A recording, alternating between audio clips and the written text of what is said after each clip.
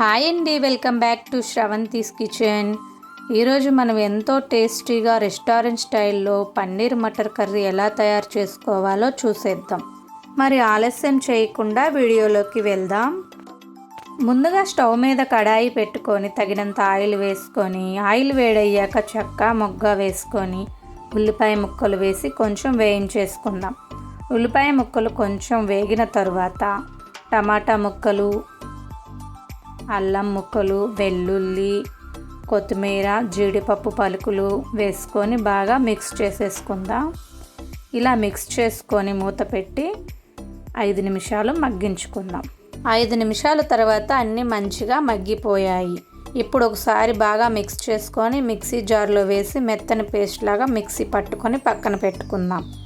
తర్వాత 250 grams fresh paneer తీసుకుందాం. క్యూబ్స్లా cut చేసి పక్కన పెట్టేసుకుందాం. ఇప్పుడు స్టవ్ మీద కడాయి పెట్టుకొని కొంచెం ఆయిల్ వేసి, ఆయిల్ వేడయ్యాక చిటికెడు పసుపు, కారం, కొంచెం ఉప్పు వేసుకొని మిక్స్ చేసుకుందాం. ఇప్పుడు ముందుగా మనం క్యూబ్స్లా కట్ చేసి పెట్టుకున్నాం కదా పన్నీర్ ముక్కలు వేసుకొని 2 నిమిషాలు లైట్గా వేయించేసుకుందాం. వేగిన తర్వాత పన్నీర్ను ఒక ప్లేట్లోకి తీసుకొని పక్కన పెట్టేసుకుందాం.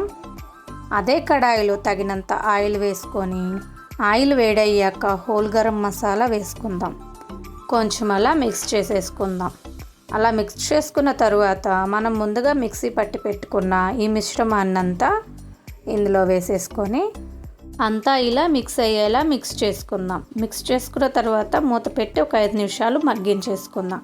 5 నిమిషాల తర్వాత మరోసారి బాగా మిక్స్ చేసుకొని చిటికెడు పసుపు, కారం, జీలకర్ర పొడి, ధనియాల పొడి, గరం మసాలా, టేస్ట్కు సరిపడా ఉప్పు వేసుకొని అన్నీ బాగా కలిపేసుకుందాం.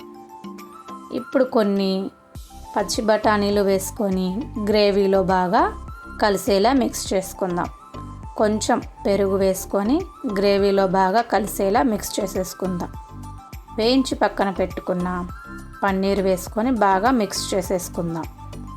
అంతా ఇలా మిక్స్ అయ్యేలా మిక్స్ చేసుకున్న తర్వాత ఇప్పుడు మిక్సీ జార్లో కొంచెం నీళ్లు పోసుకొని ఆ నీళ్ళను కూడా గ్రేవీలో వేసుకొని బాగా మిక్స్ చేసేసుకుందాం. చివరిగా మూత పెట్టి ఒక 10 నిమిషాలు ఉడికించేసుకుందాం. 10 నిమిషాల తర్వాత మళ్ళీ ఒకసారి అలా మిక్స్ చేసుకొని చివరిగా కొంచెం కొత్తిమీర వేసుకొని గార్నిష్ చేసుకొని సర్వింగ్ ప్లేట్లోకి సర్వ్ చేసుకోవటమే. అంతే ఫ్రెండ్స్, ఎంతో సింపుల్గా రుచికరంగా ఉండే restaurant style paneer matar curry ready అయిపోయింది. మీరు కూడా ఒకసారి ట్రై చేసి కామెంట్ రూపంలో చెప్పండి. నచ్చితే లైక్ చేయండి, షేర్ చేయండి, సబ్స్క్రైబ్ చేసుకోవటం మర్చిపోవద్దు ఫ్రెండ్స్. Thank you.